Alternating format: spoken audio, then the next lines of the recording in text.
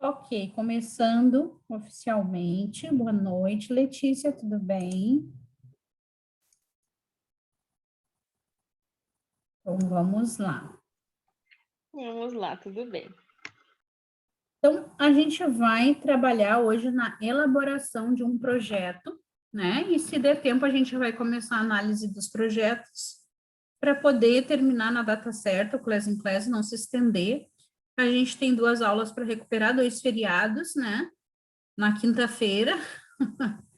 E a aula passada a gente fez 20 minutos a mais. Vamos tentar fazer mais um pouquinho hoje também, para ir recuperando aos poucos aí.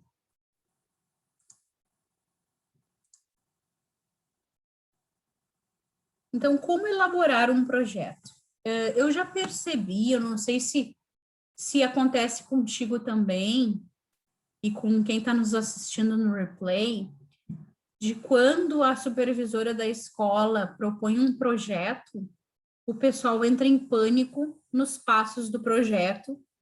E quando a gente aprendeu isso na escola, na faculdade, o pessoal entrava em pânico, com justificativa, com objetivo, não sei, né? Mas eu já vi isso acontecer muito, inclusive quando eu já estava trabalhando na escola, né? De ter que montar um projeto em dupla com outra professora, ou um projeto do grupo de professores, e os professores simplesmente entrarem numa necessidade de perguntar e pedir ajuda, pedir ajuda, pedir ajuda, como se nunca tivessem feito um projeto antes. Eu não sei se é assim para ti na tua escola também, Letícia. É parecido. Então, antes de mais nada, existe um passo a passo para tudo quanto é projeto, né? Mas é claro que o passo a passo ele vai ser flexível de acordo com as suas necessidades. Então, lá na análise de projetos, eu trouxe diversos modelos de projetos que vocês vão poder aproveitar e também com passo a passos diferentes, tá? Então, não existe só um modelo, né? E só esse modelo é o correto. Tem uns mais completos, os mais simples. Então, como fazer um projeto? Antes de mais nada, eu preciso definir o tema do projeto, né? A questão apresentada pelo educador pode não ser um problema para o aluno. Por isso, podemos permitir que os alunos definam os temas, que formulem problemas e coloquem o pensamento em funcionamento pela necessidade de entendê-lo melhor e alcançar soluções. A pedagogia de projetos, ela trabalha com a necessidade do aluno, porque às vezes o professor enxerga uma dificuldade e o aluno enxerga outra, né? Eu gosto muito de citar o José Pacheco, que é o professor lá da Escola da Ponte, em Portugal, né? Eu assisti uma palestra dele ao vivo e a cores, né? Não era online, era presencial na época.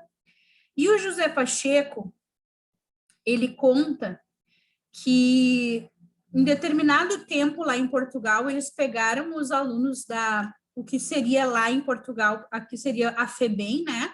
Os menores infratores, e largaram dentro da Escola da Ponte e disseram assim para eles, ó, a sociedade está desistindo deles.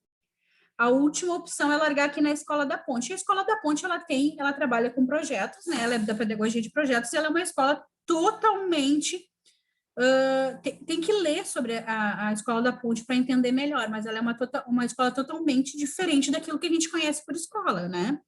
Eles não trabalham, por exemplo, com idades. Numa mesma turma tem diversas idades e diversos níveis, e é proposital para eles engajarem e se ajudarem. Então, a Escola da Ponte tem uma proposta completamente diferente. Os alunos fazem férias, eles agendam as férias na hora em que eles desejam. Então, não existe um programa fixo. Se eu quiser tirar férias em janeiro, eu posso. A escola nunca fecha, está sempre aberta, sempre funcionando. E eles podem tirar em janeiro, em fevereiro, em março. porque eles perdem um projeto, mas depois eles retomam esse conhecimento em outro projeto. Então, assim, é uma coisa, assim, quase utópica a Escola da Ponte, né?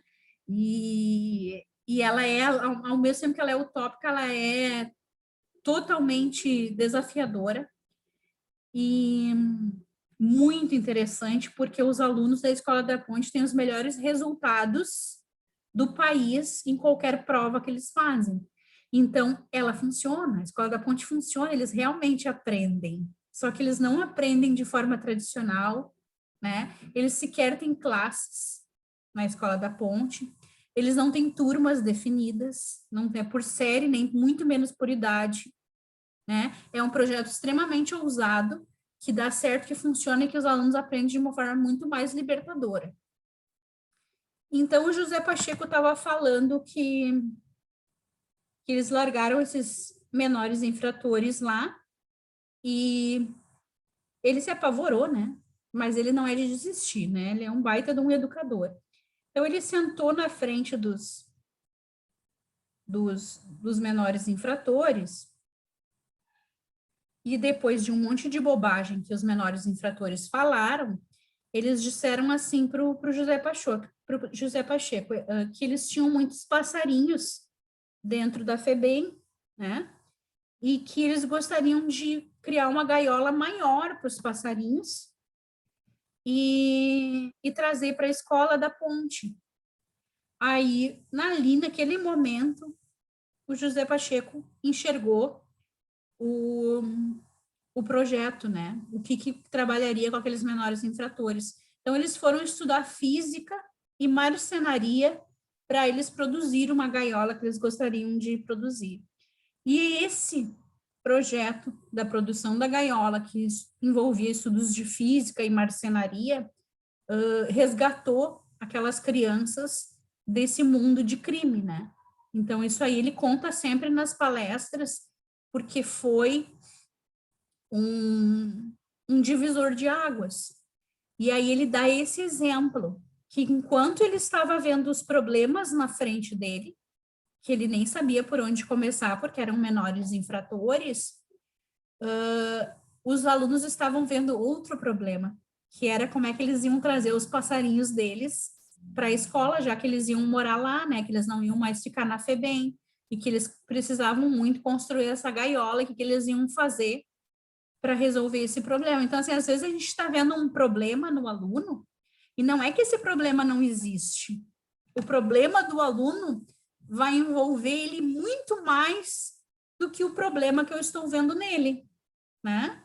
E aí ele abraçou essa causa de construir a gaiola com os menores infratores, e aquilo mudou para sempre a vida deles. Eles passaram a ver a escola com outros olhos, eles não participaram mais de nenhum evento do mundo do crime, né?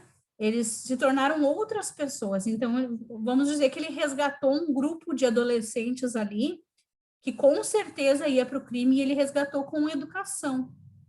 Nada mais, nada menos do que educação, né? Então, quando as pessoas dizem que a educação vai salvar esse país, eu digo que a educação de qualidade vai salvar esse país, né? Aí, trabalho em grupo.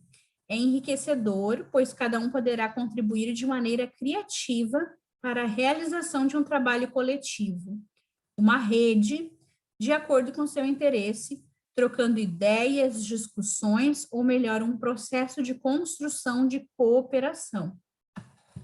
Porque não adianta a gente criar um projeto na escola e fazer individual, né?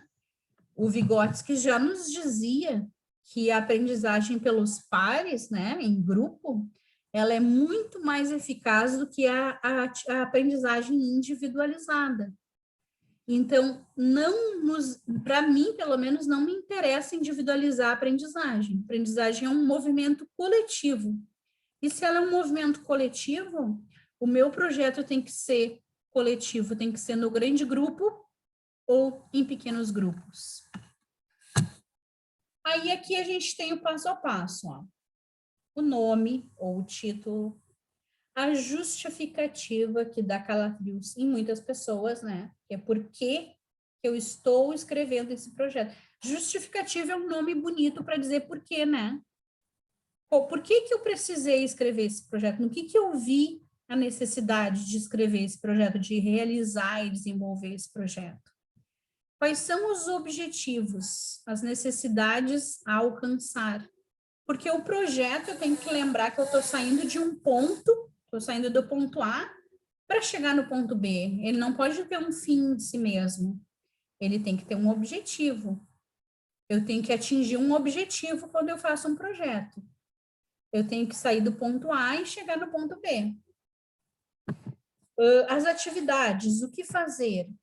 As estratégias é como fazer. O acompanhamento, o direcionamento. Espera aí que eu não estou conseguindo ler ali. A avaliação, qual é o tipo de estímulo que eu estou dando para aquele aluno ali, né? E que tipo de avaliação que a gente faz lá no Class in Class 1, a gente viu os tipos de avaliações, né, que existem e de que forma que a gente pode desenvolver essas avaliações com os alunos. Para quem não assistiu o Class in Class 1, fica o convite para participar e reassistir, que está gravado na nossa área de membros, né? Então, passo número 3, o acompanhamento do projeto. A avaliação do processo de desenvolvimento do aluno durante a realização do projeto. Eu não posso marcar uma avaliação só para o final. Eu preciso observar o meu aluno progredindo nesse caminho. Projeto não é de um dia só. Projeto não é um a cada semana. Até o aluno se engajar e entender e desenvolver, quanto mais novinho, se eu estiver trabalhando com educação infantil, meu projeto tem que durar pelo menos de 2 a 3 meses, né? Se eu tiver com os maiores, o meu projeto pode ser mais rápido, mas o meu projeto nunca pode durar só uma semana. Ele tem que pelo menos durar uns 15 dias, 2 semanas, para ele fazer sentido, porque não faz o menor sentido eu lançar um projeto e eu finalizar esse projeto sem os alunos sequer engajarem com ele, né? Então, o que eu posso fazer é fazer um engate de ideias para desenvolver esse projeto e tornar ele maior, mas não finalizar, que o aluno nem percebeu que foi um projeto, assim, passou voando, né?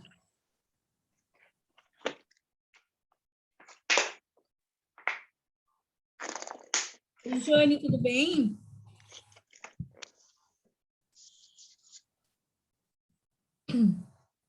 Oi, Então, Bruna, tá me ouvindo? estou te ouvindo, aham. Oi, desculpa o atraso, tá? Mas cheguei, graças a Deus. Sem problemas. Então, o segundo acompanhamento do projeto é perguntar, né? O diálogo entre os alunos, a gente não pode perder nunca. A gente tem que perguntar. Assim como eu dei o exemplo do José Pacheco, que ele perguntou para os menores infratores qual era o interesse deles, qual era a coisa que interessava a eles, para ele chegar no ponto de descobrir que eles estavam preocupados com os passarinhos, né? E contra-argumentar também. Por quê? Porque muitas vezes o meu aluno precisa demonstrar conhecimento daquele projeto que eu estou desenvolvendo com ele. Então, ele tem que argumentar e contra-argumentar, né? E nós também precisamos contra-argumentar com o aluno, porque às vezes ele já chega no objetivo bem facinho, achando que é fácil a resposta, né? Ah, não, é isso aqui, e deu, né? Então, a gente tem que tentar orientar, como diz ali, sem fornecer soluções, ou problematizar, né? E perguntar, ah, tá, mas então se tu já resolveu a questão, como é que se faz assim ou assado, né? Como é que eu vou dar resolução para essa dificuldade pontual aqui?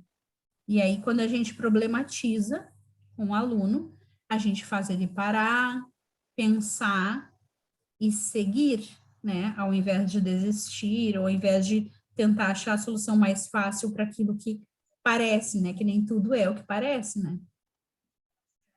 No passo número 4, o uso de mídias e tecnologias, internet, jornais, rádio, TV, máquina fotográfica, filmadora, né? Pastas e subpastas de grupos, apresentações, ferramentas, PowerPoint, Word, Paint, né? USB, enfim. Eu tenho que prever no meu projeto quais as mídias tecnológicas que eu vou utilizar, que vão ser necessárias, né? Principalmente se ele for presencial, né, minha gente? Porque não sei se para vocês, mas nas escolas que eu costumava trabalhar, né, algumas, não todas, mas era uma luta usar as mídias, né? Era uma luta. Ter acesso ao laboratório de informática, ter acesso à tecnologia, porque tinha que agendar, e aí todo mundo queria, e tinha poucos disponíveis. Para vocês, como é que é o uso de tecnologia de forma presencial na escola? Como é que acontece?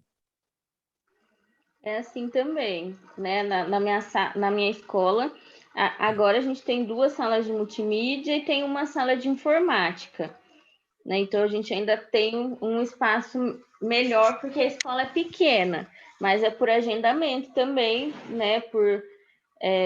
São 3 turmas, né? Do médio, primeiro, segundo e terceiro, e aí do fundamental de sexto a nono, né? Então a gente faz o agendamento para poder usar no período.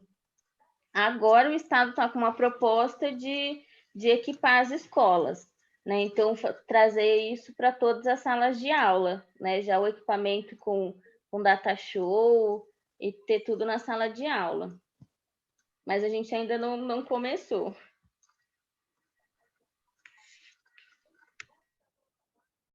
E para ti, Jane, como é na tua escola de forma presencial? Aí também a gente só tem eu trabalho com Fundium na PEI, né? É uma sala de informática só, mas também tem que ser com agendamento. E a gente está, assim, para o segundo semestre, com proposta de abrir outra sala de informática, mas são propostas, né? Então, a gente fica esperando, mas é complicado trabalhar com tecnologia em escola pública hoje. Muito difícil. Pensa em complicado, né? Sim. E aí, para que o meu projeto seja mais completo, né? Para que o meu projeto tenha, digamos assim, conteúdo, eu posso desenvolver outras atividades paralelas dentro desse mesmo projeto, né? Enquanto eles estão estudando aquele conteúdo, aquela necessidade em si, eu posso estar fazendo aí um show de talentos, uma exposição de desenhos, de fotos, até desfile de moda, né? Desfile de moda eu já fiz com eles, show de talentos, exposição de desenho de fotos, porque a gente estava trabalhando roupas, eles fizeram desfile de moda, né? Painel de poesia, jogral, ainda existe jogral, gente, enfim, né? A gente não tem que matar certas coisas, a gente tem que adaptar para a nossa realidade, né? Jogral é uma coisa meio, uma leitura ensaiada, né? Mas, né, dependendo do tipo de turma que eu tenho, é interessante. Leituras de textos, artigo da Constituição Federal, passagens históricas e teatro, né? Dicas. Estar sempre interagindo com os alunos, dinamizar ao máximo as atividades, avaliar cada tarefa sem deixar que as atividades se acumulem muito. Oi, Ale. Tudo bem? Um pouco. Eu estou tomando. Incentivar a participação dos professores e dos alunos em todas as fases do projeto. Ler sempre sobre o assunto. Explicar detalhadamente cada atividade. Se colocar sempre à disposição para eventuais dúvidas. acompanhar sistematicamente o desenvolvimento do projeto. Então, eu já notei assim também que o que acontece bastante é das pessoas começarem, iniciarem um projeto e depois aquele projeto morrer, daqui a pouco acontece alguma coisa na escola, sei lá, gincana, festa junina, e o projeto morre e não é retomado, né?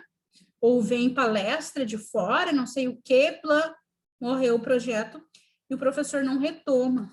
E projeto é uma coisa que tem que gerar envolvimento de ambas as partes, de professor e de aluno. Por isso que é tão interessante a gente ouvir os alunos, porque o projeto não pode sair exclusivamente de mim, professora. Tem que vir de mim, mas a partir da minha observação e do meu diálogo com os alunos, né? Por isso é importante a interação com os alunos. Por isso é importante dinamizar as atividades, né? Por isso é importante criar um cronograma para avaliar cada tarefa, né? Por isso é bom fazer por fases e avaliar cada frase, aprofundar o assunto, explicar as atividades exaustivamente, porque aluno é aluno e ele vai perguntar de novo o que é para fazer, né? E se colocar à disposição e acompanhar sistematicamente o desenvolvimento do projeto. Porque a gente pode dar 1000 exemplos, a gente pode explicar 1000 vezes, mas alguém vai dizer sempre, o que é para fazer? Então, aqui eu selecionei alguns verbos adequados à formulação dos objetivos, né? Verbos para objetivos específicos, porque isso acaba nos auxiliando na hora de escrever o projeto. Inclusive, quando a gente vai planejar uma aula. Quando tu tem uma... Eu costumo usar a taxonomia de Bloom, que eu também coloquei aqui. Mas, assim, quando tu tem na tua frente um bom quadro de objetivos específicos, tu tem até mais ideias para fazer aulas, né? Até tive umas ideias loucas, assim, né? Umas ideias boas. Aqui, referente a conhecimento. Relatar, sublinhar, apontar, assinalar, citar, definir, escrever, inscrever, marcar, relacionar e registrar, né? Eu já vi que o pessoal gosta muito de ficar no registrar, mas a gente tem mais 1, 2, 3, 4, 5, 6, 7, 8, 9, 10 verbos diferentes para fazer aí o objetivo referente ao conhecimento, né? Ao invés de ficar apenas no registrar. Referente à compreensão do aluno, né? Quais são os objetivos que eu posso desenvolver com o aluno? Traduzir, transcrever, descrever, discutir, explicar, expressar, identificar, localizar, narrar, reafirmar e revisar. Aí mais 11 verbos para a gente, mais 10 na verdade, né? Porque alguns professores também ficam só no traduzir, né? E não vão além. E o traduzir é um objetivo. Aqui a gente tem outros 10, né?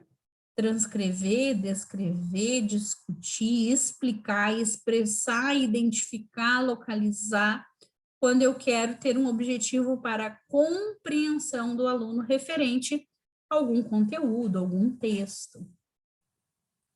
Para aplicação, tá?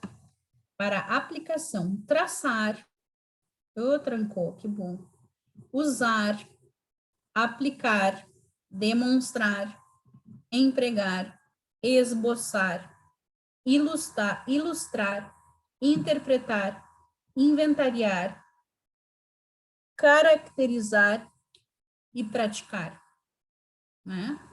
E aí, eu não sei, Letícia, no teu tempo de aluna, se tu tinha aqueles livros ou o professor colocava no quadro assim, exercícios para fixação. Sim.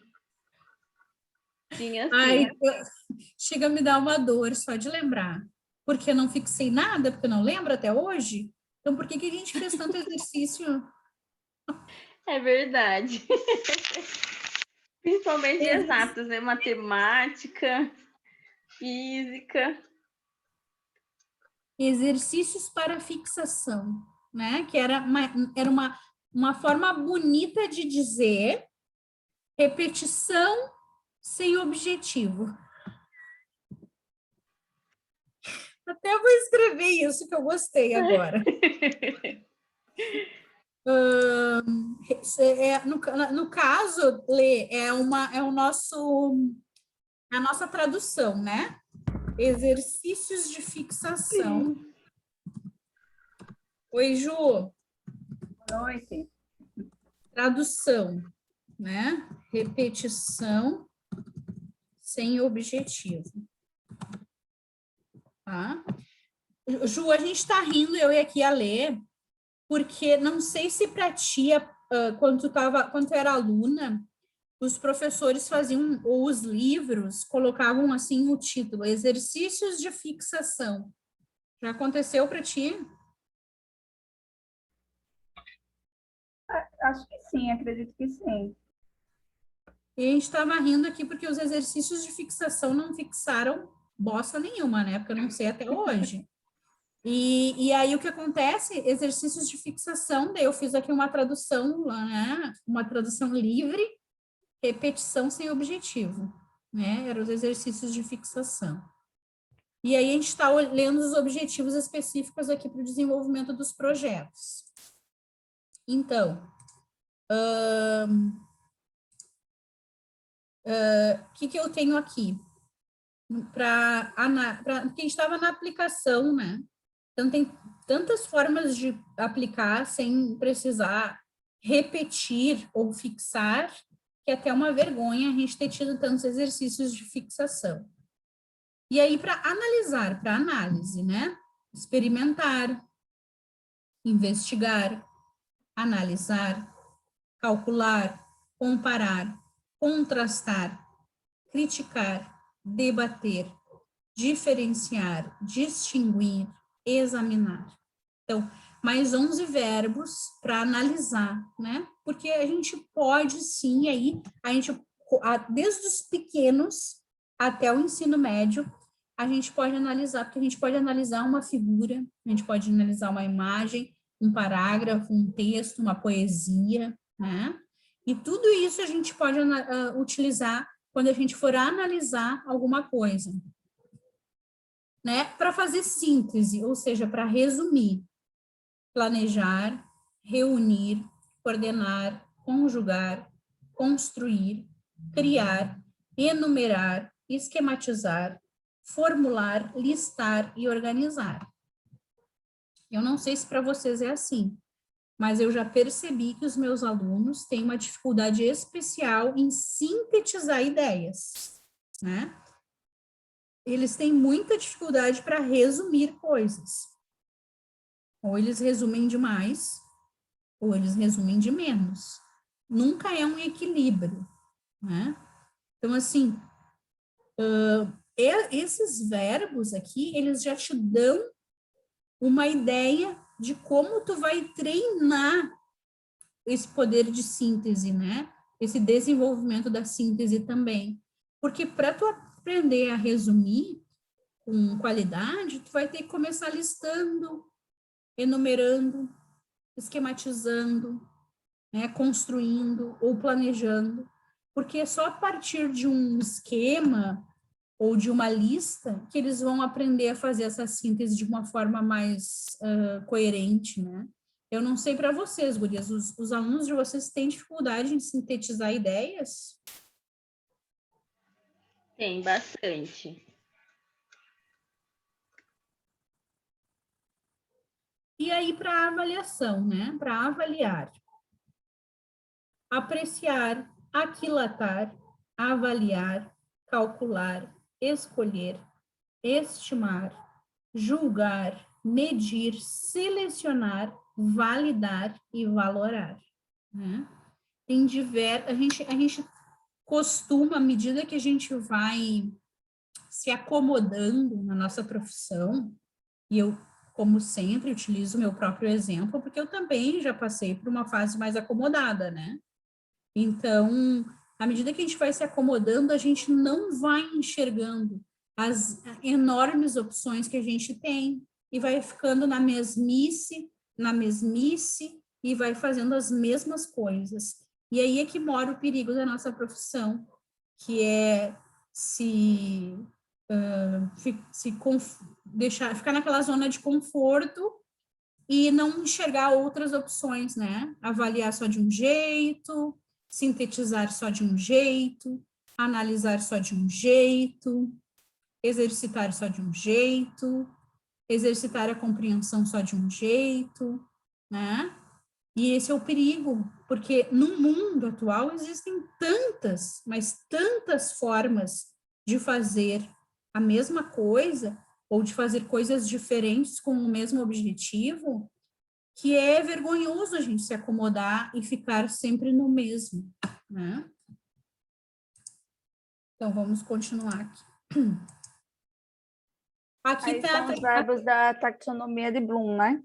isso, Do que esses você são os está falando, né? da taxonomia de Bloom, né? De E aí, fixação, eu aqui, lembrava muito da língua portuguesa, os professores de língua portuguesa, de inglês, não. Acho que é porque eu eu fui tive treinada no método Grammar Translation, entendeu? Meus professores eram um pouco preguiçosos. Eu era aluna de escola pública, chegava com um texto, a gente passava a aula toda traduzindo aquilo. Passava outra aula, ela dava outro texto, então a gente estava treinando para ser tradutor. ali, ó, na compreensão, traduzir. E olha quantas coisas dá para fazer. Ai, mas olha só, traduzir ninguém merece, João. Meu Deus.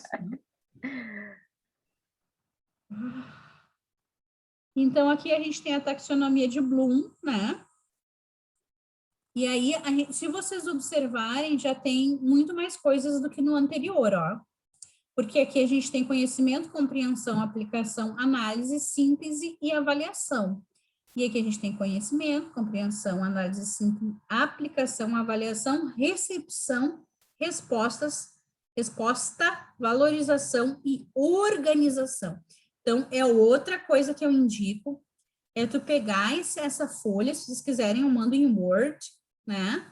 Vocês imprimem ela e colem no plano de aula, no caderno de planejamento de vocês, porque isso facilita a vida. Eu faço assim, eu pego a folhinha da taxonomia de Bloom, imprimo e colo na contracapa do meu caderno de planejamento.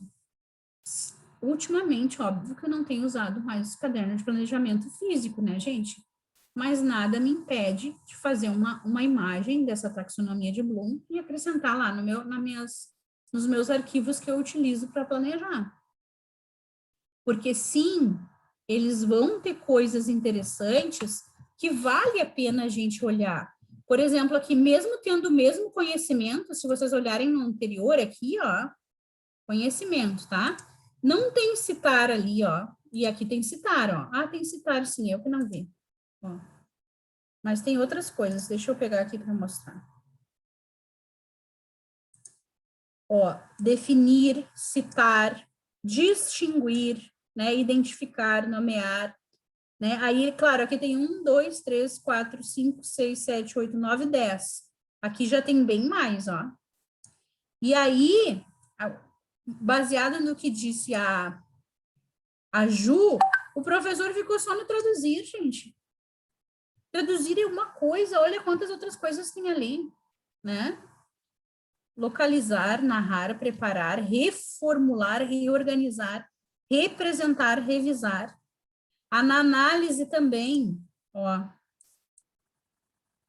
tem mais uma porrada de verbos. Experimentar, investigar, prover, reconhecer, verificar. Na síntese tem mais outra porrada de verbos, ó. Especificar, elaborar, né? Produzir. Como é difícil para os alunos serem específicos, né? Eles são sempre eles generalizam, eles põem tão no geral, que é difícil transmitir, compor, né? Na aplicação, usar, transferir, selecionar, reestruturar. Olha que importante. Eu penso num verbo, nem esse, reestruturar, eu já estou aqui na minha cabeça pensando Automaticamente, gente. Que eu vou dar uma música para eles fora de ordem, que eu quero que eles reestruturem, entendeu? Esses verbos, eles vêm com ideias dentro deles, já é automático, né? Aí na avaliação aqui, esses eu estou passando rapidinho, porque foi exatamente igual que a gente viu antes, tá? Exatamente igual não, mas muito parecido. Olha que interessante, gente. As pessoas precisam aprender a apreciar, sim. Não só criticar, mas apreciar também, né? E aí o aluno chega no 6º ano e a professora de português diz o quê? Tem o livro obrigatório e diz assim, faça uma apreciação do livro. E o que o aluno diz, gente? O que é uma apreciação? Eles acham que a apreciação é elogiar o livro, né? Então, assim, passaram o Fundamental 1 todo sem entender, sem trabalhar o que é uma apreciação, né? Aí depois ali na recepção a gente tem aceitar, acolher, acumular, combinar, controlar, decidir, escutar, informar, participar, receber, responder e selecionar, né? Outra coisa interessante, recepção, né? Recepção do quê? De como? Como eu vou fazer isso? Recepção do conteúdo novo. Como é que eu vou desenvolver com os meus alunos? Aí é que na resposta, aclamar, aplaudir, aprovar, aumentar, demonstrar, discutir, dispor, participar, seguir e solicitar. Eu gosto muito de trabalhar o solicitar com os alunos, né? O que aluno quer fazer quando quer exigir alguma coisa na escola? Quer fazer baderna, né? Eles não pensam primeiro na forma mais objetiva, que é marcar um horário com a diretora, solicitar alguma coisa por escrito, eles querem bater panela, né? E eu acho que o meu dever como professor é primeiro encaminhar e ensinar o caminho formal, né? Daquilo que eles querem antes de bater panela, que eles querem sair batendo panela. Então, olha aí, ó, a resposta nos dá aqui uma orientação, solicitar. Aí aqui tem a valorização, né? Aceitar, aderir, ajudar, argumentar, assistir, defender, discutir, preferir, propor, prover e reivindicar. Aí vem a reivindicação.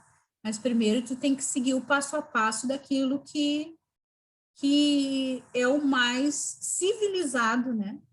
Tu tem que mostrar para o aluno que há formas civilizadas, porque dependendo do background do teu aluno, ele só viu o pai e a mãe tendo que bater boca para conseguir as coisas, né?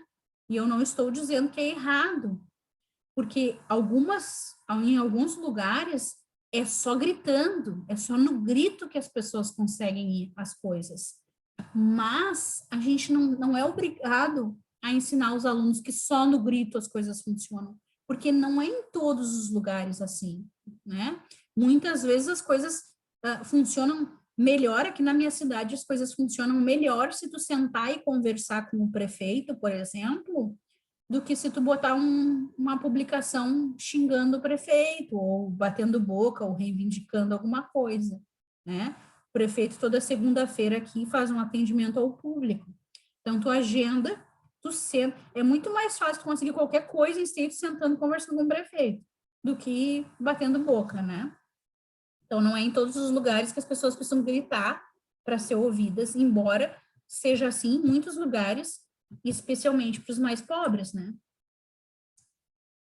E, por último, a organização, que é abstrair, ajudar, assistir, definir, determinar, estabelecer, formular, organizar e reconhecer. Eu já anotei, eu li no abstrair aqui, gente, e eu já anotei como a gente vive nessa demanda, nessa loucura, assim, de produzir,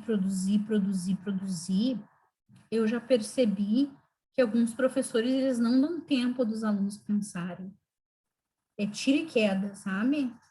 Faz isso, faz aquilo, deixa o aluno ocupado, dá uma lista de coisas, porque aluno desocupado é sinônimo de bagunça, baderna, né?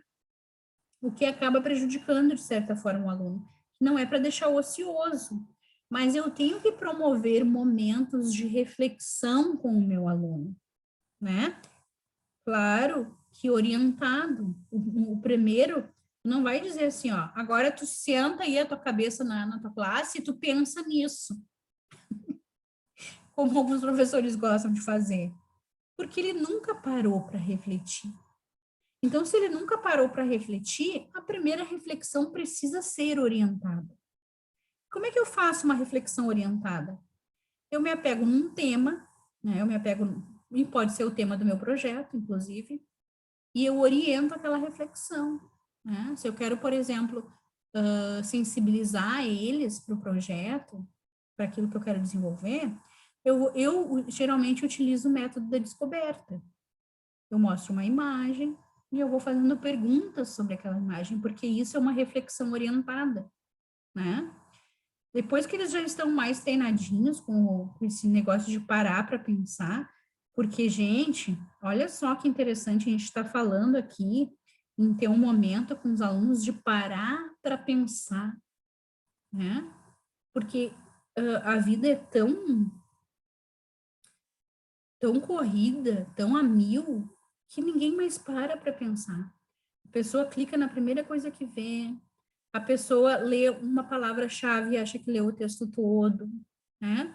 A gente está nesse estímulo constante que a gente não para mais. E parar para pensar deveria até ir para o conteúdo da escola, de tão importante que é. Então, nesse primeiro momento, eu desenvolvo com o meu aluno um momento de reflexão guiada, orientada. Mais tarde, eu faço uma outra técnica com eles, que, por exemplo, que foi a técnica que eu usei agora no retorno das aulas presenciais, porque os alunos, eles me surpreenderam muito quando eles voltaram para a sala de aulas, porque eu acho que eles estavam tanto tempo no online, que eles entraram na aula, eram só 5, tá? Mas eles entraram na aula e eles travaram, eles não falavam, eles não... Eu achei que eles iam entrar naquela alegria, conversando, contando as novidades de criança, né? E eles travaram, estavam quietos, sentados, assim, olhando. E aí, se eu começasse com as minhas brincadeiras usuais, com as minhas atividades usuais, eu ia travar eles mais ainda, porque eles já estavam travados. Então, o que que eu fiz? Eu apliquei essa técnica de reflexão, que também serve para esses momentos mais tensos, quando acontece alguma coisa. Por exemplo, uma vez entrou um homem com uma faca na escola, os alunos ficaram todos tensos, eu tive que mudar meu plano, porque como é que eu ia ensinar a porcaria do verbo to be se os alunos não estavam, né, nessa condição. Então, assim, o que acontece? Quando o momento é tenso, eu aplico essa técnica como uma técnica coringa.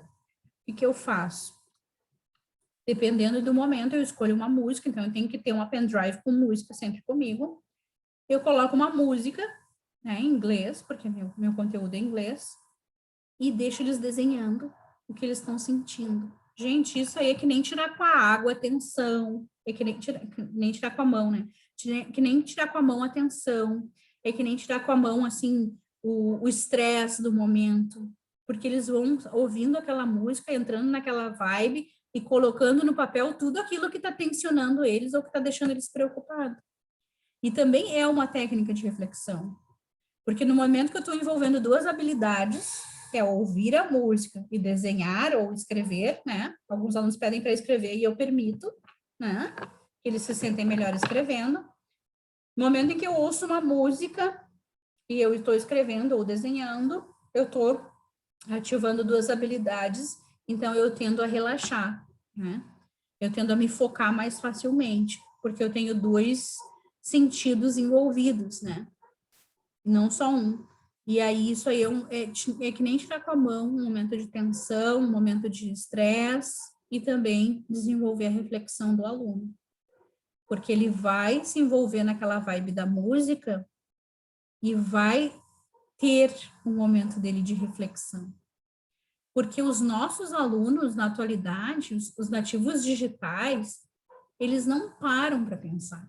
Eles não chegam em casa assim, agora eu vou relaxar e vou pensar na vida. Não. Eles fazem isso enquanto eles fazem alguma coisa. E se vocês têm um filho maior, assim, de 12, 13 anos, ou um irmão, um primo, vocês vão observar que eles vão pensar na vida enquanto escutam música, eles vão pensar na vida enquanto assistem um filme, eles vão pensar na vida enquanto jogam algum jogo, que essa é a forma do nativo digital pensar na vida e refletir, né? E também cabe a nós, nesses momentos que nós queremos envolver eles em projetos, proporcionar esses momentos de reflexão com eles, que é importante, mesmo sendo guiado, né?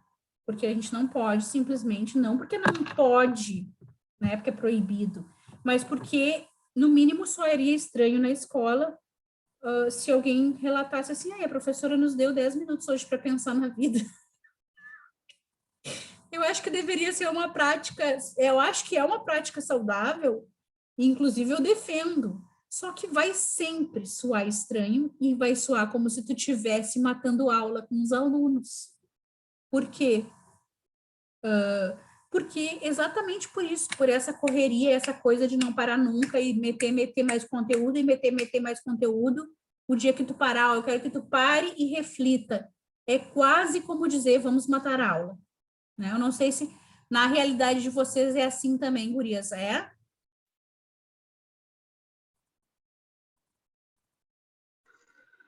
Eu acho que seria assim.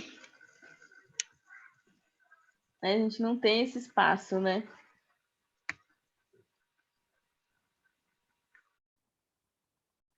E aí eu me pergunto assim, que mundo é esse que a gente vive na educação e que não há espaço para parar para pensar? Que mundo é esse, gente? Tá tudo errado. A gente tem que manter o aluno ocupado, produzindo, mesmo que seja repetição sem objetivo, ou exercícios de fixação, mas o aluno não pode parar para pensar, porque vai soar como matação de aula, né? Eu lembro sempre de uma colega minha, eu jamais vou esquecer o exemplo dela, porque isso eu acho que eu deveria falar sempre, né? Que ela é professora de literatura, e ela é aquelas professoras de literatura que amam ensinar literatura, e ela acaba passando isso para os alunos. Então, ela fez um sarau literário com eles à luz de velas, e eles liam as poesias, e eu achei a coisa mais linda, tá? Eles estavam na sala de aula com as luzes todas desligadas, e só as velas acesas, cada um com uma vela e com velas na sala de aula. E ela leu com eles, cada um escolheu a poesia que mais marcava e lia no escuro, só com a luz da vela. Por que que ela pensou nisso? Ela pensou porque eles estavam se sentindo expostos para ler a sua poesia favorita. E no escuro é que nem eu estar atrás da tela. Eu não me sinto tão exposto. E deu certo para ela. E nesse meio tempo passou um professor e olhou pela janela e foi na direção e disse que ela estava fazendo, usando o período dela para fazer terapia com os alunos de relaxamento. Olha só. Ela estava fazendo um sarau literário e o colega foi e disse que ela estava fazendo terapia de relaxamento com os alunos, onde já se viu isso. Então, a escola é um lugar em que sempre terão olhos para te olhar com criticidade, sem compreender o teu objetivo. Mesmo que o teu objetivo seja parar para pensar, que é uma parte essencial do desenvolvimento da aprendizagem, né? E que pena que é assim, né? Que pena que as pessoas não compreendem, não entendem assim. Mas que tudo bem quando o teu parar para pensar é orientado, né? E Até se realmente, você parar para pensar, se a professora estivesse realmente fazendo uma meditação, algum objetivo ela tinha daquilo ali, e você não pode criticar, e não, sabe, algum objetivo ela não vai fazer do nada. E às vezes, sabe o que eu tenho percebido nessa pandemia? Eu entro antes do momento, e eu fico aguardando o intervalo, só que na tela aberta, eu, de boa, não falo nada, respeito o horário. Uma vez um aluno falou, professora, vamos dialogar, faz tanto tempo que a gente não conversa, quando você entra já é para falar sobre o assunto, e não tem tempo de conversar com a gente. Aí, a gente está tão isolado em casa, a gente gosta das suas conversas, vamos conversar? Aí eu, não, eu estava respeitando o intervalo de vocês, mas já que você puxou a conversa, vamos conversar. Às vezes os alunos, muitos estão com depressão, dentro de casa, desmotivados para estudar. Às vezes, gente, não é porque você passa numa sala, às vezes a pessoa está fazendo um método, alguma coisa que ela criou, mas tem um objetivo, tem um porquê daquilo ali. E a gente tem que fazer aquilo que a mamãe diz, o que você viu na casa, passe e deixe lá. É porque é uma classe muito sem ética, muitos professores. Veja se médico, vá para o médico. Não, doutor, meu outro médico, vá para o seu médico. Não, mas eu quero outra visão. Não, seu médico disse o que é você? Você não vê um médico criticando o outro. Não, deixa eu dar uma olhada. Agora, professor, meu Deus do céu. Cortei seu raciocínio. não, foi importantíssimo o que tu disse, foi importantíssimo, porque foi exatamente isso que disseram, Ju, que ela estava fazendo programa de meditação com os alunos em relaxamento, né? Então, para te ver o nível que as pessoas chegam, né, para criticar o outro, e exatamente isso. O médico diz, procure o seu médico, exatamente isso. E aí a gente é uma classe desunida, sim, com certeza, e não só desunida como julgadora, e não só desunida e julgadora, como acredita que tem que estar sempre fazendo o input nos alunos o tempo todo, sem deixar que aquele conhecimento aterrisse na mente e proporcione uma aprendizagem verdadeira, né? Sem estar naquela loucura, no brilho da loucura de fazer, estudar, né? E sim, e eu acredito muito que diálogo, que conversar é muito rico. E é um momento em que a gente está ensinando, sim, que é o momento que a gente está deixando que o conhecimento vá, digamos, distraindo a mente para aquele conhecimento ficar fixado, ao invés de fazer, input, né? E aí, o momento que eu relaxo com os meus alunos, que eu converso, eu estou fixando com eles o que eu acabei de ensinar, ou o que eu já ensinei. Eu trabalhei numa escola que o meu administrador, o meu diretor, era um cara muito para frente. Ele falava assim, não me importa se eu ver um professor meu subir em cima da mesa, o que importa é que meus alunos estejam focados nele, está aprendendo, se ele subiu, se ele levou os meninos para, sabe, sonhar, como você falou numa técnica do teatro. Lembra que você falou assim, que eu esqueci um, que a gente, vamos entrar numa floresta, e ali, gente, não tem floresta, mas vai usar a imaginação do aluno. Possa ser que quem passa dizer, que loucura é aquilo ali daquela professora que está fazendo? Mas ali está tendo resultado. Está fazendo os meninos... Eu não lembro o nome da técnica que você falou do teatro. Lembra que... Era ginástica historiada. Não tinha o nome, eu esqueci. Tudo tem um porquê. Possa parecer que é uma loucura, mas eu tinha um administrador que disse, não me importa, se eu olhar para a tela e ver que os alunos estão prestando atenção naquele professor, ele pode ser o maior louco, ele pode botar uma peruca, ele pode subir em cima da mesa, ele pode pular, ele pode fazer o que, mas eu só estou vendo que está havendo aprendizagem, é show. Ele falava, eu quero que vocês façam aula show, que o aluno... Ele falava todo dia, o que é que você quer você quer lembrar do seu professor? O que é que você lembra dos seus melhores professores? O que é que você lembra do seu melhor professor? O que é que ele era? Era um cara super evolucionário. Eu trabalhava na escola adventista, aqui em Sergipe. E lá é muito importante, lá é legal, que é uma rotatividade de diretores, é uma rotatividade de coordenador. Não é porque foi mandado embora, não, porque geralmente os coordenadores são mulheres e pastores. E na Adventista eles dão uma rotatividade. Às vezes você pega uma gaúcha que vem com ideias assim, ó, massa, daqui a pouco você pega uma baiana arretada, daqui a pouco você pega uma carioca, aquilo cresce muito. Sabe, a gente fica com 10 anos com o mesmo coordenador, a gente não vê nada ali, a mesma coisa. E ali eu aprendi muita coisa, porque eu trocava de diretor. Cada mudança mudava cabeçalho, vinha aquela pessoa com gás, aí botava gás na equipe, porque todo mundo quer mostrar seu serviço, né? E isso crescia muito. E esse diretor, ele fixou uma coisa na minha cabeça. Ele era muito doido. Ele se vestia no primeiro dia de aula de super-herói. Sabe Superman? Tava ele lá na frente. Bom dia, todo animado. Quantos diretor de gabine, né? De gabinete? Nem sai, o aluno nem sabe quem é ele. Ele não. No recreio ia falar com os meninos. E ele passava muito isso para os professores. Isso eu cresci muito com o trabalho de lá.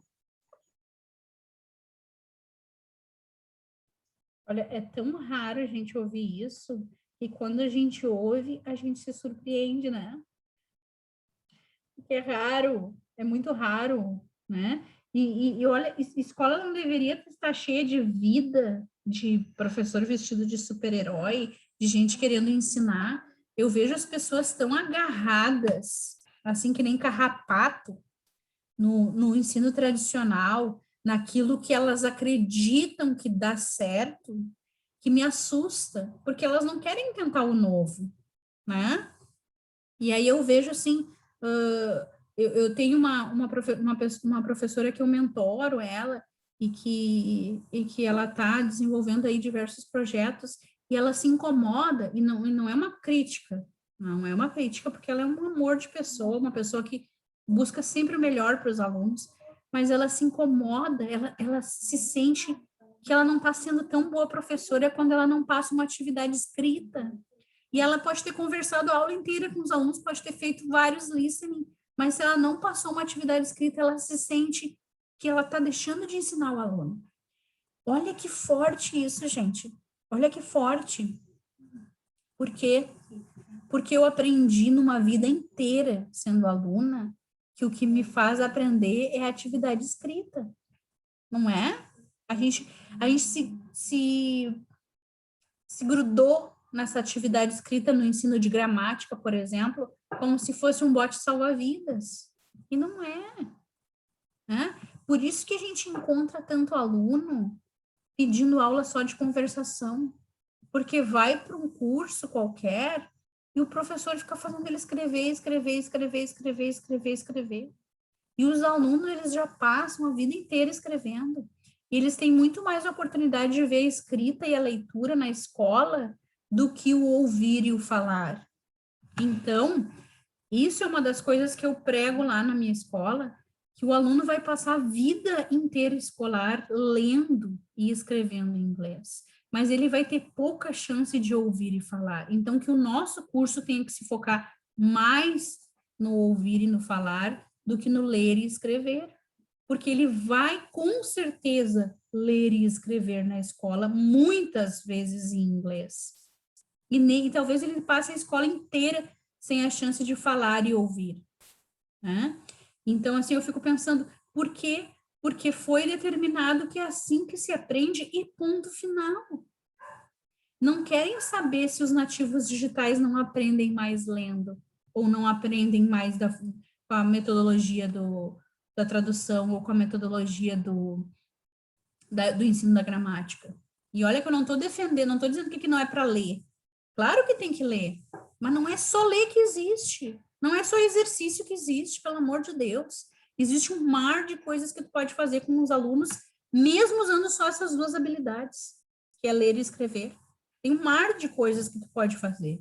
Convite, menu de restaurante, diálogo, enfim, um mar de coisas, mas as pessoas ficam no exercício, na tradução, na leitura, exercício, tradução, leitura.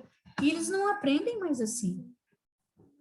Eles aprendem de diversas formas. Eu estava ensinando o Simple Past essa semana para uma turma, e o aluno sabia vários verbos, e eu perguntei, Lucas, como é que tu sabe tanto dos jogos que eu jogo, prof, no videogame? E aí eu disse para ele, então continua jogando? E ele disse assim, meu Deus, tu é a primeira professora que diz isso. Eu disse, mas deixa o teu game em inglês. Ele aprendeu os verbos jogando videogame, gente. E a gente tem que parar de tapar o sol com a peneira e admitir, sim, que videogame faz eu aprender inglês. E admitir, sim, que assistir Netflix em inglês faz eu aprender inglês. E admitir, sim, que música me ensina inglês. E que dentre essas coisas, escrever um texto ou copiar um texto é o que menos me faz aprender. Ou fazer exercícios de fixação. Ele aprendeu pela repetição de tanto jogar a fase, digamos assim. Mas ele aprendeu. E aí está na hora da gente voltar os nossos olhos para isso que está fazendo com que o meu aluno aprenda e que não é sala de aula. Né? Eu lembro que na primeira semana dessa turma eu disse assim, gente, ó, eu quero que vocês assistam a série na Netflix de vocês, com a legenda em inglês e com o áudio em inglês, tá? Esse era o tema. Na segunda semana eu disse assim, gente, agora eu quero que vocês escutem a música favorita de vocês e façam o seguinte exercício.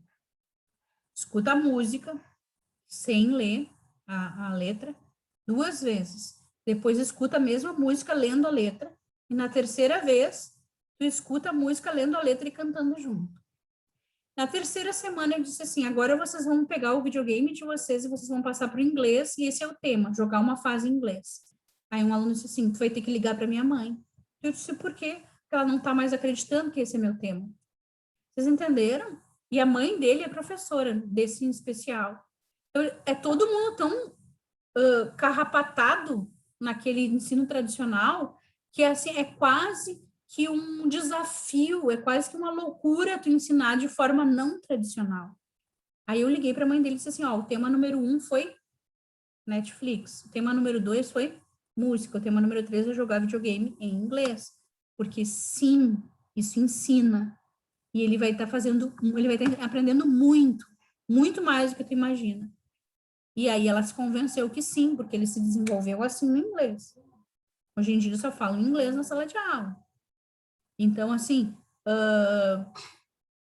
sim, eles aprendem com a tecnologia, eles aprendem com videogame, eles aprendem com música, eles aprendem com Netflix. Por que raios, meu Deus do céu, eu vou dar exercício de fixação e tradução para os meus alunos? Se existem um mar de coisas que eu posso utilizar.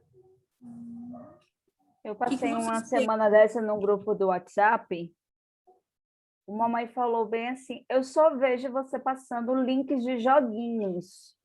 Aí eu li aquele som, afronta, filha da mãe. Nem sabe o que é que eu faço. Aí eu mandei um textinho. Mãezinha, joguinhos? Não, mãezinha, você olhou o caderno da sua filha? Eu também passei uns vocabuláriozinhos para ela lá. A senhora eu tenho mandado umas atividades de folha. A senhora tem recebido? A minha aula não é só joguinhos, não. Tem um joguinho que vocês mandaram, eu acho que foi no grupo, que era de bem bonitinho, que monta roupas. A gente estava falando de clothes. O que eu fiz? Gente, aqui está o link. Monte as suas roupinhas, tira print, manda para mim pelo WhatsApp. Vamos economizar, não precisa escrever no caderno, não. Vamos botar assim, posta a sua foto já com um textozinho. She's wearing a t-shirt, a pink, usa as colors. E vamos lá, a gente está praticando writing, a gente está praticando, né, criatividade de vocês. Aí eu disse, mãe, eu não só faço joguinhos, não. Sua filha fez, ó, praticou writing, sua filha usou a criatividade. Acompanha o grupo do WhatsApp. Ah, professora, desculpa que não sei o que. Menina, eles não estão acostumados com isso. Aí teve uma hora que me deu uma raiva de ser... Sabe o que eu vou fazer no segundo semestre? Pai quer que preencher livro, Então, vamos preencher livro. Para ele tá bom, que é... Eles não estão ligando, não, Bruna. Ele quer preenchimento de livro. Se você deixar 2 folhas sem preencher, a professora deixou, ó, atividade sem preencher. Minha gente, a gente faz atividade pelo Google Forms, a gente faz, tem aquele sitezinho que já tem umas atividades bacanas, pronta, manda o link, eles respondem, manda, a gente vê o arquivo dele lá, que a gente ensina para ele mandar para a gente. Ele, minha gente, esse povo pensa o quê? Aí eu falei, o problema é preencher livro. Segundo semestre eu vou dizer, galera, página X, faça aí. O pai de vocês quer preencher livro, então eu não quero reclamação. Minha gente, os meninos são outra geração, eles não querem estar... Sabe o que eles me falam? Professora, no dia que você bota um linkzinho, é tão legal, um linkzinho de uma música, as atividades são tão interativas, são tão mais agradáveis, passa rápido a aula. Quando a gente vai preencher aquele livro, me dá tanta raiva. Eu disse, mas sua mãe quer livro preenchido, eu não posso fazer nada. É uma frustração. Não estudam, não te perguntam, botam um textão no grupo para te expor mesmo, é para te expor mesmo. Aí ela me expôs e expôs ela. Eu disse, amanhã eu estou na rua, mas eu não estou nem aí. Fiz um textão ensinando a ela que não era aquilo que ela pensava. Aí depois, ainda bem que ela teve a classe de falar, desculpa, professora, eu não sabia que era desse jeito. E a gente é professor, a gente sofre, viu? A gente sofre disso só com o Fundamental 1. Vocês sabiam? Fundamental 1. Do 1º ao 5º ano, porque a mãe acompanha do 6º ao ensino médio. A mãe não sabe nem o que ele faz, nem pega no caderno. Agora, esse Fundamental 1 é uma mãe do seu lado. Ave Maria. Às vezes, sabe, se você fala inglês demais, a mãe fala, não estou entendendo nada. Já me deu vontade de dizer, mãe, quem tem que entender é seu filho, não é você? Então, vá lá pagar sua mensalidade na escola, que você está sendo aluno. Exatamente. Eu não sei se vocês façam isso, mas é coisa. João, só muda o endereço. É exatamente isso, sabe? E eu tenho que confrontar muito com pais que querem caderno cheio e livro cheio. Inclusive, na minha escola, ali no perfil da minha escola, eu fiz um Reels sobre isso, exatamente sobre isso, explicando que a geração digital não aprende mais com caderno cheio e preenchimento de livro, porque aí eles vêm com essa que tem que ter o livro cheio, que tem que ter o caderno cheio, que a gente não tem material didático, não sei o que, não sei o que, não sei o que. Aí eu ativo o seguinte, ó, o meu diálogo é o seguinte, tá? Fulano falou que a aula é muito barulhenta, né? Que tem muito gente conversando. Aí eu falo assim, paizinho, de que ano é a aula clássica com um atrás do outro? Quanto tempo faz isso? Aí eles ficam me olhando, como assim, professora? Sim, a aula com o aluno sentado na classe individual, cheirando o pescoço do colega, olhando para a nuca do colega, é da época da Revolução Industrial, tem 200 anos isso. Eu não ensino como se ensina há 200 anos, isso eu falei na hora da matrícula, que a nossa escola é o futuro, tá olhando para o futuro, não para o passado. Aí eles já se desconcertam ali, entendeu? Aí eu digo assim, e eu vou lhe dizer mais, a nossa aula vai ser sempre com barulho e com bagunça. Por quê? Porque no dia que o seu filho chegar num aeroporto lotado, com gente gritando para tudo quanto é lado, ele vai saber falar inglês.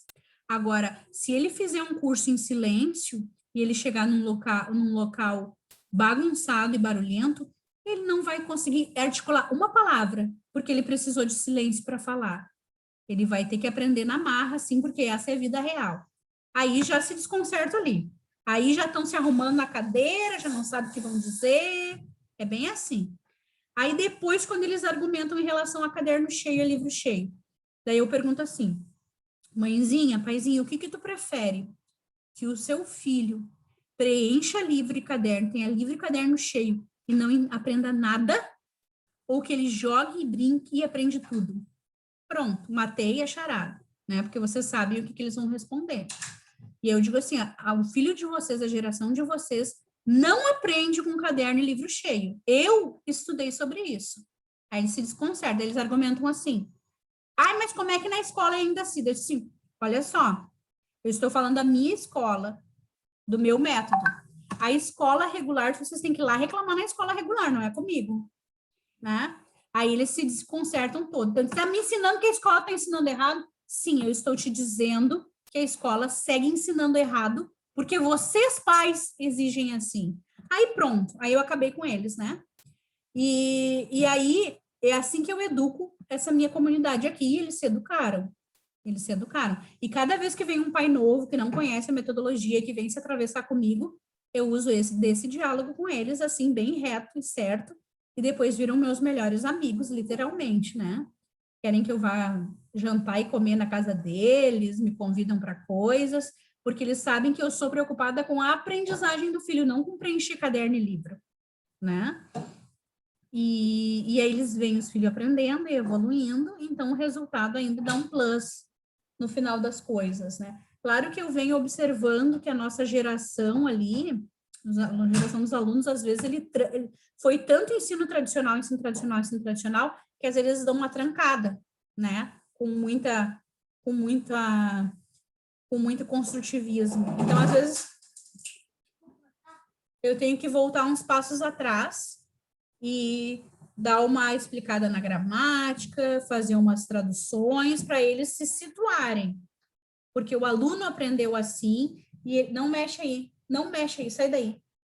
O aluno aprendeu assim e ele não está conseguindo sistematizar as ideias na cabeça. Então, eu dou uns passos para trás, explico um pouco da gramática, faço umas traduções, aí ele volta. Quando ele volta, eu continuo minha metodologia, né? Porque ele aprendeu tanto assim que ele não sabe não aprender assim. E isso que me preocupa muito, né? Me preocupa muito, porque a criança já está com a cabeça tão dentro de uma forma que ela não consegue mais pensar fora da forma, né? E aí é assustador, gente. Eu É penso assustador. assim, Aí, porque na educação tem que aprender brincando. E nas séries seguintes não pode ter essa metodologia. Aprender brincando. Tudo que você tem prazer, você aprende. Tudo que você tem. Minha gente, pelo amor de Deus. Sabe, na educação infantil, não é para estar preenchendo papel, não, minha gente. É ensinar o menino a ser independente. Minha gente, é o menino saber abrir a porta, é o menino fechar a porta, é o menino, sabe? Aí eu penso desse jeito, mas os pais querem papel, então os meus filhos vão preencher papel. Mas tudo, sabe, tá tudo tão corrido. O pai quer que o menino com 3 anos saiba ler, minha gente. O que é isso?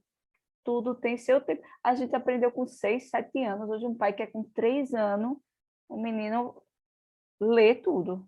Minha gente, eu acho que tudo que a gente aprende com prazer, o tempo passa rápido. Assim, a gente está com uma comunidade muito boa. Eu vejo que tem professores com muitas ideias que a gente segue no Instagram. Ideia massa. A gente tem boas ideias.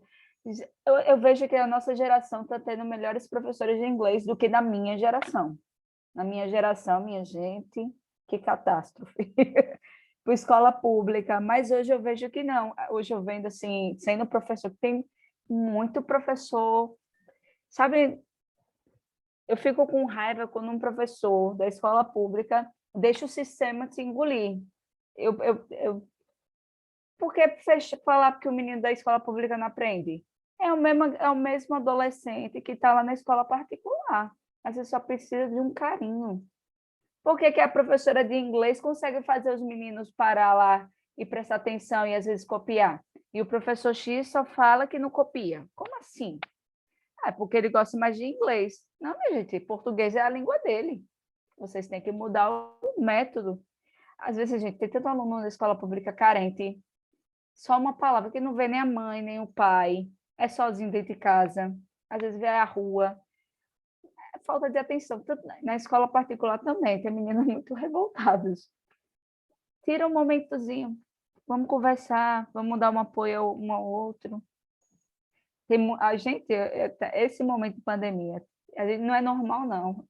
Meninos depressivos, mãe matando o filho, isso não é normal, não, minha gente.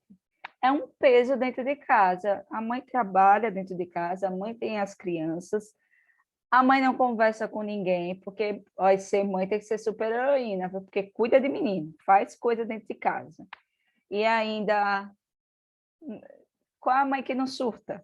Qual é a mãe que não surta? Aí eu falo assim, não, veio o jornal assim, a mãe matou o próprio filho. Eu disse, isso é depressão, isso não é normal, não. A pessoa em sã consciência, ela não faz aquilo.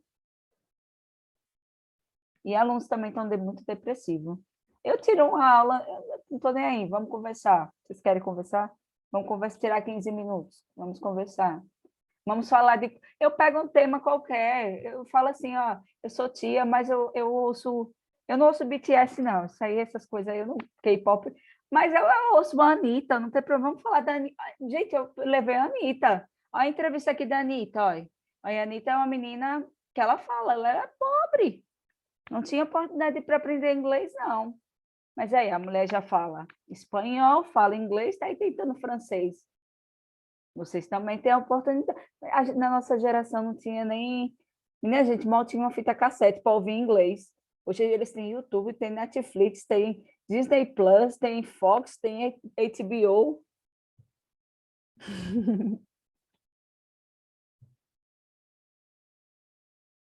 Letícia é Exatamente. professora de que série? Do infantil? Ela tem cara de professora de infantil.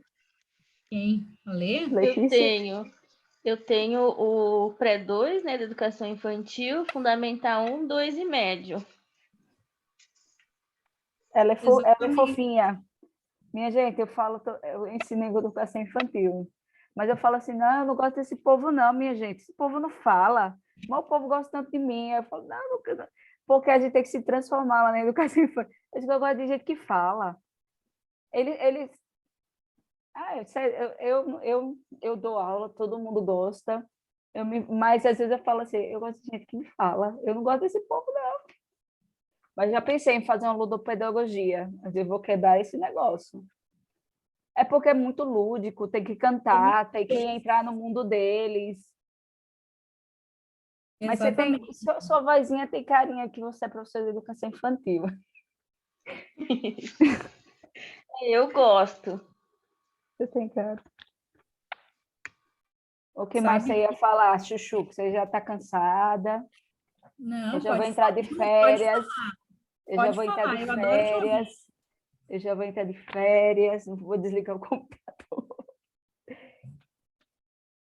Mas é Então, assim, bom.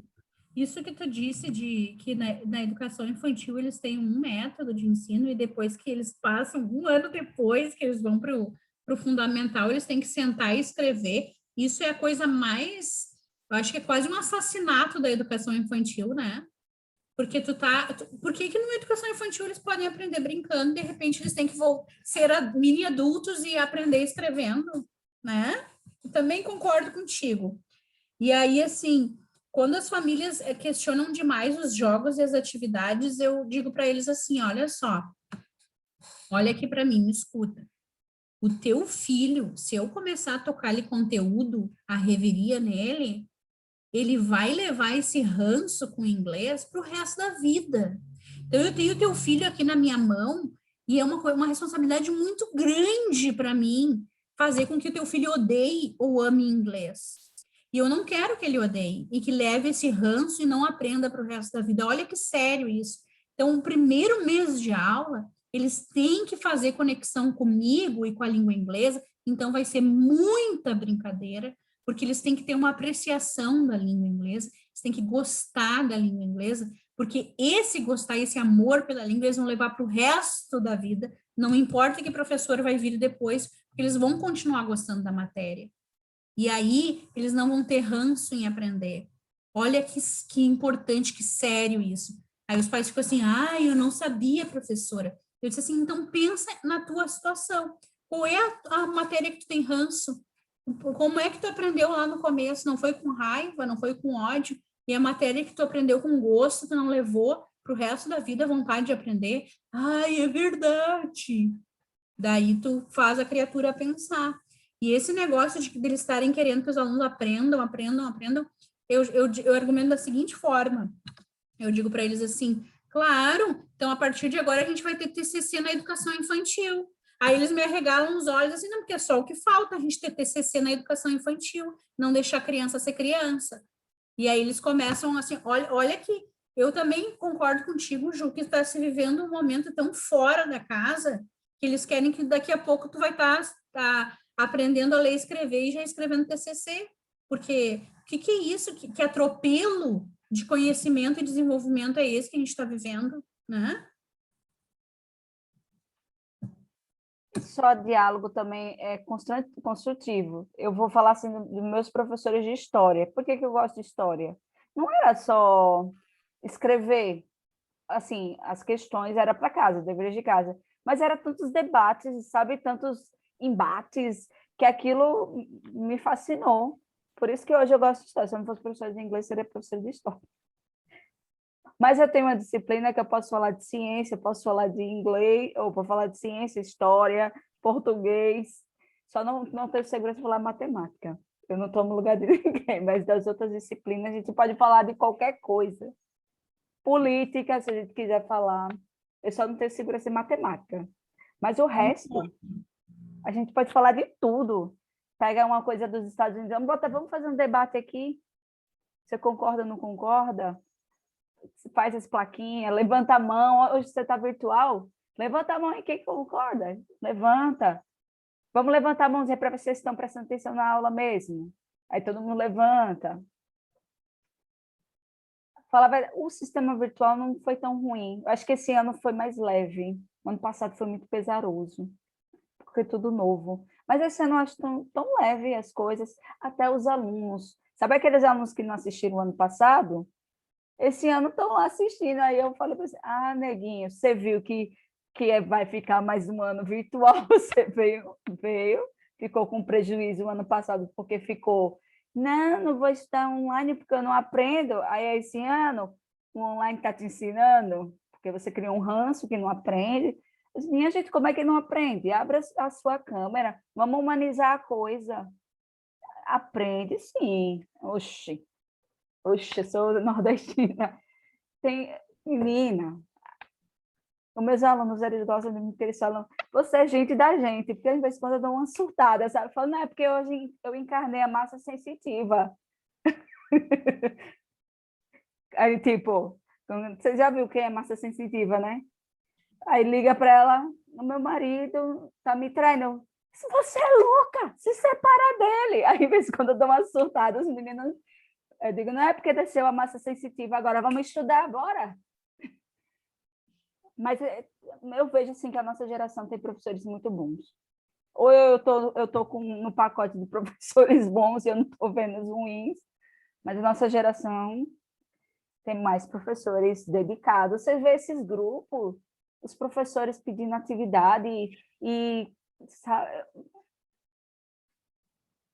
os meus professores eram preguiçosos, eu não sei, ou eram acomodados.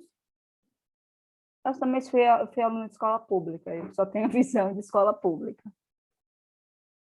Mas era mais em inglês isso. Aí no Rio Grande do Sul era assim também? Sim, não sei se era você... assim também.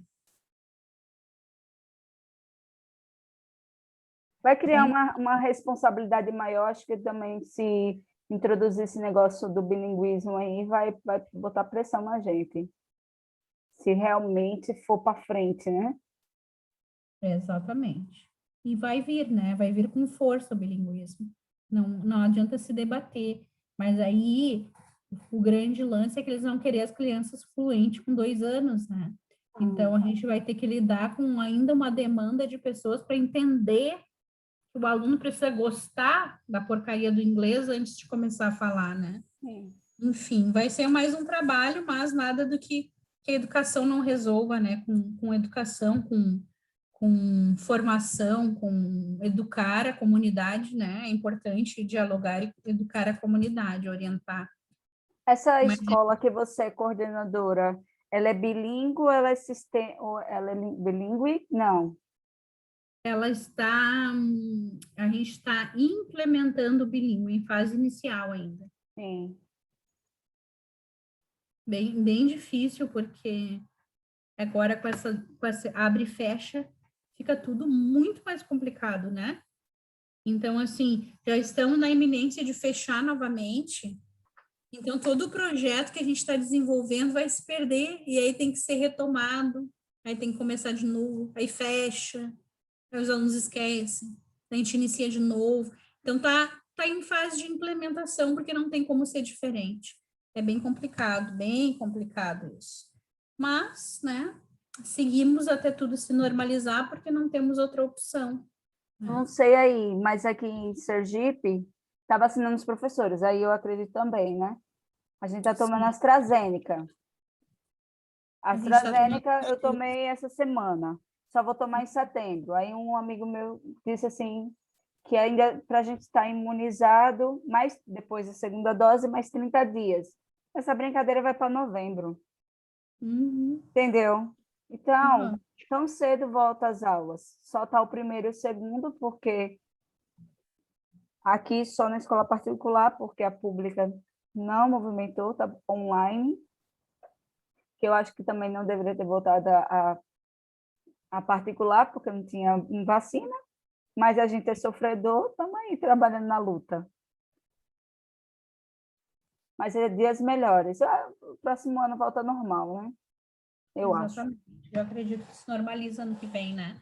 E é importante, sim, a gente estar em contato, em desenvolvimento do online, e ver que sim, que se aprende com aula online e tentar mudar as coisas, né? Tu disse uma coisa importante, Ju, que foi como é que era teu professor favorito? O que ele fez que tu nunca mais esqueceu? E aí eu lembrei que a minha professora, quando eu estava no magistério ainda, no ensino médio, né? Ela, professora de literatura, ela fez aquele júri simulado. Vocês conhecem a técnica do júri simulado, Gurias? Não. É assim, ó, ela pegou a turma de alunos, dividiu em dois grupos, tá? Dois grupos, então tinha 20 pessoas em cada grupo. E ela deu um tema para cada um. E daí, na nossa época, ela deu o modernismo, ela era de literatura, e o parnasianismo. E nós tínhamos que defender essa escola literária e provar que a minha escola literária é melhor que a tua. Então, a gente teve que estudar a fundo. Eu era do grupo do parnasianismo, né? E o parnasianismo tinha tudo para perder, porque imagina contra o modernismo, né?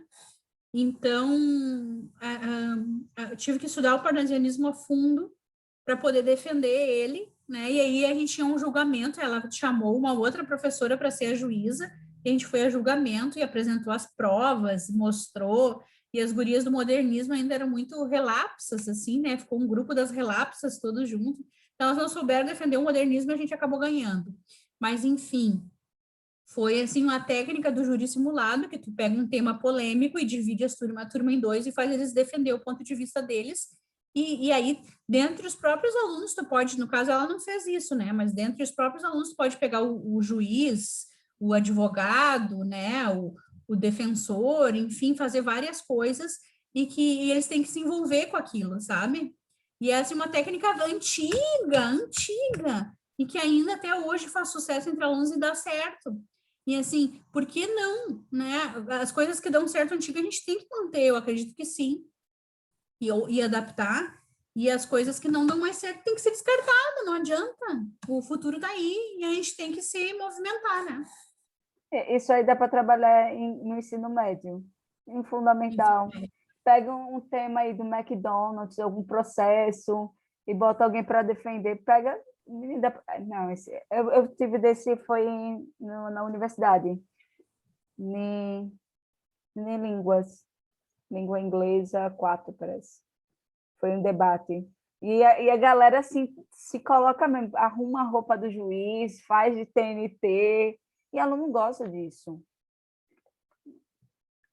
As aulas que eu mais gostava era história, porque minha professora usava peruca. Eu sei que ela mora em São Paulo, mas eu tenho certeza, se eu ver ela, eu sei quem é minha professora. Porque ficou na minha memória a professora de inglês, que ela tinha um fusquinha, não porque um fusquinha amarelo, antigo, mas é porque era de gerações, era do pai, do avô dela, que passou para o pai e passou para ela. Não é porque ela não anda, mas professora, esse fusquinha, não, aqui é minha relíquia, não é porque ela não podia comprar um carro novo, mas ela gostava do danado do fusquinha. Então, a gente já ouviu o barulho do fusquinha e sabia que ela, às vezes, falava, poxa, a professora podia faltar. Aí chegava o focinha, poxa, ela chegou. Todos os alunos, eles têm uma lembrança da gente, de tudo, eles guardam. Minha filha, se você botar eles para imitar a gente, eles imitam direitinho. Aí você fica constrangido. Eu faço isso? Faço não. Deixa de ir, faço. Faz sim, Julinha. Já teve numa escola que na homenagem ao Dia dos Professores pegou os meninos para caracterizar a gente. Eu fiquei morta de vergonha, não faço isso. Pai. Eu falei, eu faço.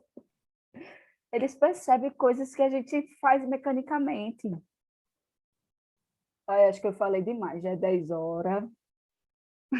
É sim, é exatamente isso. Eles nos enxergam e a gente tem a capacidade, sim, de mudar a vida deles para sempre, para o bem ou para o mal. Pode ter certeza, porque a gente é significativo na vida deles. Então, gurias, já é 10 horas. 10 Eu vou horas, dar boa falei. noite e vou dizer para vocês um bom final de semana, ok? Boa sexta e bom final de semana. Sim. Tchau, Ok. bom fim de semana. Beijos, bye bye.